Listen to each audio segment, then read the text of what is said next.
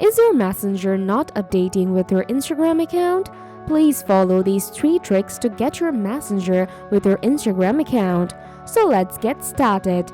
First, you need to connect your Instagram app with your Facebook account. So, open Instagram app, tap Profile, tap 3 dot, tap Setting, tap Account, scroll down, tap Sharing to another app.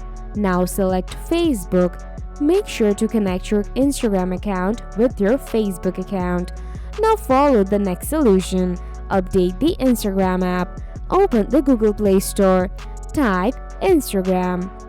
Now look for an update. If there is an update, then update the app. Or if there is no update, follow the third solution. Remove software bugs. Tap and hold the app.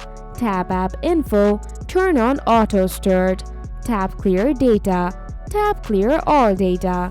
If you still have a problem, please let me know in the comment sections below. Thanks for watching.